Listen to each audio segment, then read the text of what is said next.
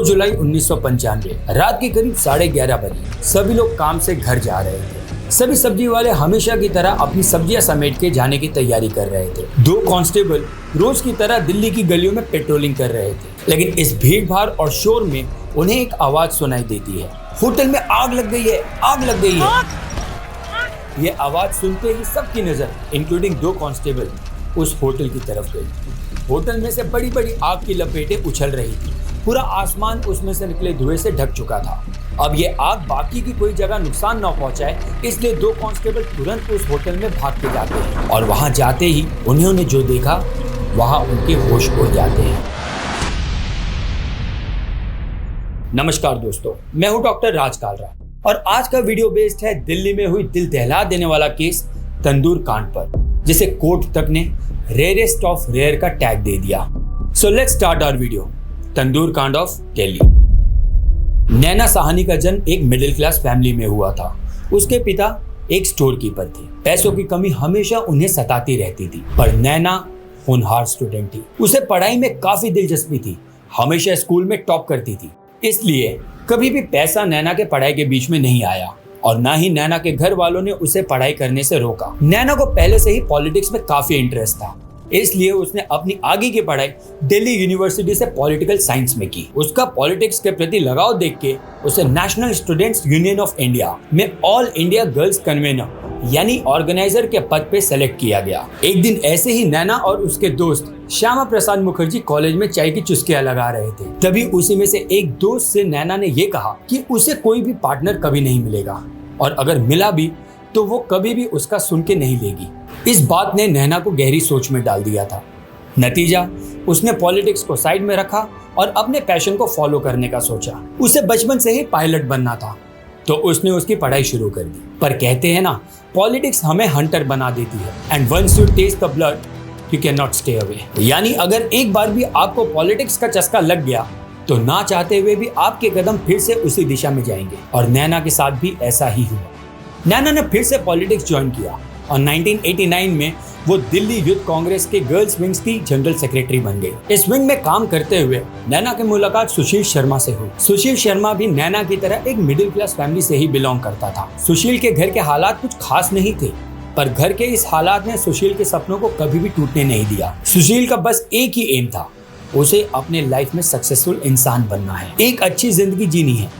सुशील को भी पॉलिटिक्स में काफी ज्यादा इंटरेस्ट था और कॉलेज आते ही वो स्टूडेंट लीडर बन गया। उसका एटीट्यूड हम कह सकते हैं कि एक अंडरवर्ल्ड के डॉन की तरह था। इनफैक्ट उसने 0.32 रिवॉल्वर भी लाइसेंस करा ली थी और वो उसे भी अपनी जेब में लेकर घूमता था। और फिर देखते ही देखते सुशील का नाम दिल्ली स्टूडेंट पॉलिटिक्स में उछाला जाने लगा। सब उसके leadership quality, organization and arrangement से काफी ज्यादा खुश थे, इम्प्रेस थे। सबको पता था कि सुशील को पता है कि किससे कैसे काम निकलवाना है, और आप भी जानते हो कि यही एक क्वालिटी एक पॉलिटिकल लीडर की खासियत होती है। इसलिए उसे स्टूडेंट्स यूनियन प्रेसिडेंट से उठाकर दिल्ली प्रदेश यूथ कांग्रेस का चीफ बना दिया गया। वो एक डेडिकेटेड पार्टी वर्कर था नैना की ही तरह, और एक दिन ऐसे ही एक पॉलिटिकल इवेंट में उसकी मुलाकात नैना से हुई। नैना को देखते ही सुशील उसके प्यार में पड़ गया। उनकी रोज मुलाकात होने लगी। अब क्योंकि दोनों की पर्सनैलिटी सेम थी, उन्हें सेम ही चीजों में इंटरेस्ट था, इसलिए दोनों एक दूसरे के साथ रहना, वक्त बिताना पसंद करने लगे। सुशील ने मंदिर मार्ग के यहाँ एक फ्लैट खरीद लिया और नैना और वो लोगों से नजर छुपा के वहाँ एक दूसरे से मिलते थे। लेकिन नैना को लगा कि कब तक वो ऐसे ही एक दूसरे से मिलते रहेंगे, अब उन्हें शादी कर लेनी चाहिए। तो करीब 1 साल बाद दोनों ने शादी कर ली, पर उनकी ये शादी एक सीक्रेट शादी थी, जिसमें सिर्फ नैना और सुशील के माता पिता ही शामिल थे। किसी को भी इसके बारे में कानो कान खबर भी नहीं थी, ना मीडिया को और ना ही उन दोनों के आसपास पड़ोस में रहने वाले लोगों को। ऐसा इसलिए क्योंकि सुशील नहीं चाहता था कि ये बात बाहर आए और इसका परिणाम उसके पॉलिटिक्स के करियर पे पड़े। अब शादी और पॉलिटिक्स का क्या कनेक्शन है वो तो सुशील ही जाने। नैना ने भी इस बारे में सुशील के साथ सहमति जताई और दोनों अपनी शादी को छुपाते हुए काम करने लगे। शादी के शुरुआती सालों में दोनों भी बहुत ज्यादा खुश थे, हंसी खुशी से उनकी जिंदगी गुजर रही थी। पर अचानक उनके हंसती खेलती जिंदगी को मानो किसी की नजर लग गई हो। सुशील कई लड़कियों को मिलता था, उनके साथ घूमने जाता था। इसी वजह से नैना और सुशील के बीच में काफी ज्यादा अनबन बढ़ गई। उनकी शादी एक सफोकेटिंग शादी बन गई, जिसमें सिर्फ अकेले नैना का दम घुट रहा था। इस सब के कारण दोनों में दूरियां बढ़ गई। अब सुशील भले ही कितनी भी लड़कियों के साथ घूमे, पर नैना के प्रति वो काफी ज्यादा पोसेसिव था। उसे नैना का किसी से भी मिलना या किसी से भी बात करना बिल्कुल भी पसंद नहीं था। यहाँ तक कि वो उसे घर के अंदर कैद करके रखता था, उसे मारा पीटा करता था। वो नैना को लेकर काफी ज्यादा पोसेसिव हो गया था। उसने अपने नौकर को नैना पर नजर रखने के लिए पैसे दिए थे।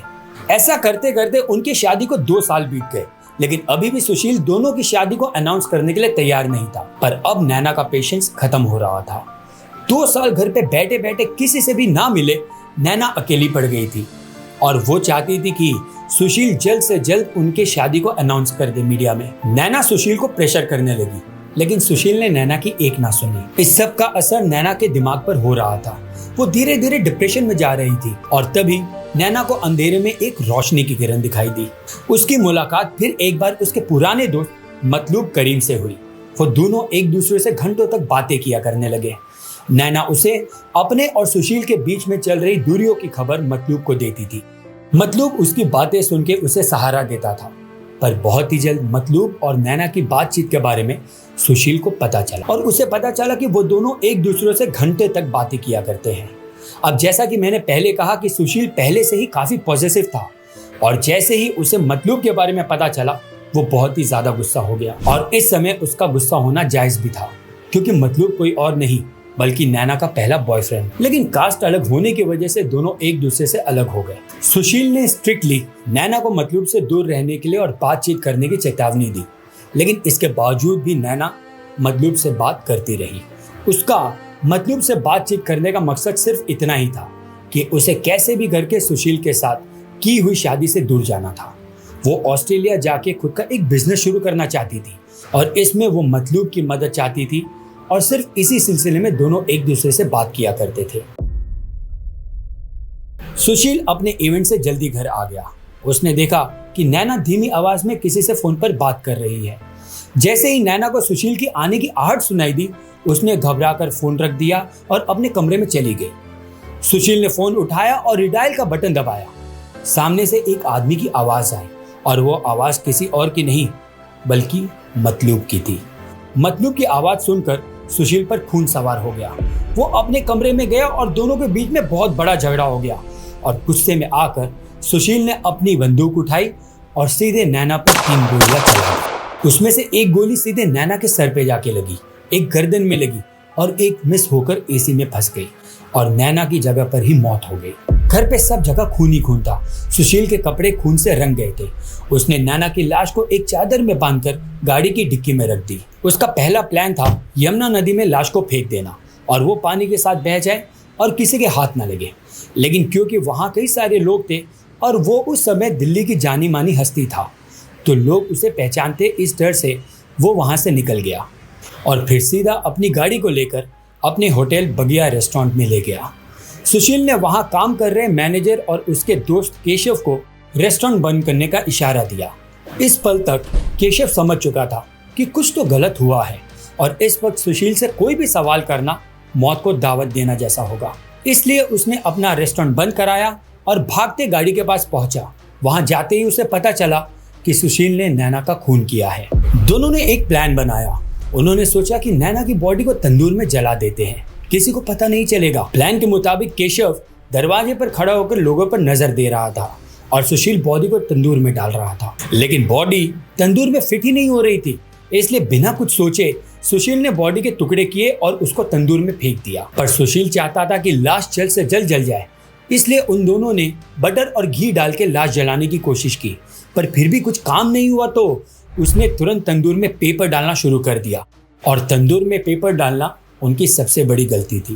पेपर की वजह से आग इतनी बढ़ गई कि होटल की छत को चीरते हुए वो ऊपर उठने लगी और इसी वक्त 2 कांस्टेबल कुंजू और चंदर और सब्जियों वालों की नजर होटल पर गई। पहले तो सुशील ने इन कांस्टेबल्स को कहा कि हम पार्टी के बैनर्स जला रहे हैं और ऐसा कह के उन्हें रोक दिया और ये बात सुन के कांस्टेबल्स ने भी उन्हें वार्निंग दी और वहां से चले गए। लेकिन कुछ समय बाद आग बढ़ती ही गई और कांस्टेबल्स को तो पहले से ही वहां पे शक था कि कुछ तो गड़बड़ है, इसलिए वो होटल की पिछली दीवार लांघकर होटल पहुंचे।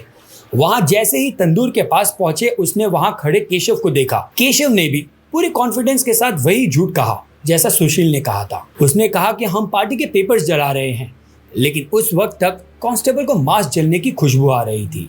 तो उस बात को कवर करने के लिए केशव ने कहा कि वो बकरी का मांस भी जला रहा है, पर इस बार कांस्टेबल ने उसकी एक नहीं मानी और उस आग पर पानी डाल के बुझाया और वो शॉक हो गया क्योंकि उसमें इंसान की लाश जल रही थी। उन्होंने तुरंत बड़े ऑफिसर्स को इसकी खबर दी, लेकिन पुलिस जब तक वहां आती सुशील वहां से फरार हो चुका था। पर केशव ने अरेस्ट होते ही तुरंत पूरी सच्चाई बता दी। इसके बाद बॉडी की पहचान करने के लिए नैना परिवार को बुलाया गया, लेकिन बॉडी इस हद तक जल चुकी थी कि कोई भी उसे पहचान नहीं पा रहा था। पर मतलूब ने नैना को पहचान लिया।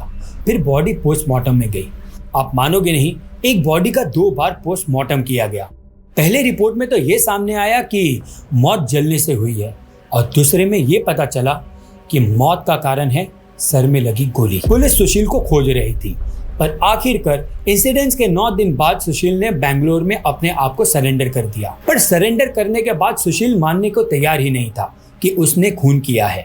उसका कहना यह था कि वो यात्रा पर गया था, लेकिन गाड़ी में मिले खून के धब्बे, खून से भरे हुए कपड़े, एसी में फंसी गोली की जांच से यह साबित हो गया कि खून सुशील नहीं किया है। कोर्ट ने सुशील को फांसी की सजा सुनाई, पर सुशील ने सुप्रीम कोर्ट में अपील किया और वहां फांसी की सजा को कम करके आजीवन कारावास की सजा सुनाई। लेकिन सुशील के बर्ताव को देखते हुए उसे 23 साल में रिहा कर दिया गया और सुशील आज भी अपने इस गुस्से में लिए हुए स्टेप से पछता रहा है। उसने एक मैरिज काउंसलिंग ब्यूरो शुरू किया है जहां वो शादी को बचाने की सलाह देता है। तो ये था दिल्ली का तंदूर कांड, जिसे आज तक कोई भी दिल्ली का रहीवासी, इनफैक्ट कोई भी इंडियन भूल नहीं पाया। अगर आपको भी वीडियो पसंद आई हो तो मेरे चैनल को लाइक, शेयर और सब्सक्राइब करना ना भूलें। और आपके आसपास ऐसे कोई भी केस जिसके बारे में आप जानना चाहते हो या आपको पता हो तो हमें कमेंट में ज़रूर बताएं या हमें मेल कर दें। मैं मिलूंगा आपसे ऐसे ही एक रियल इंडियन स्टोरी के साथ। तब तक के लिए स्टे हेल्दी, स्टे सेफ। धन्यवाद। जय हिंद।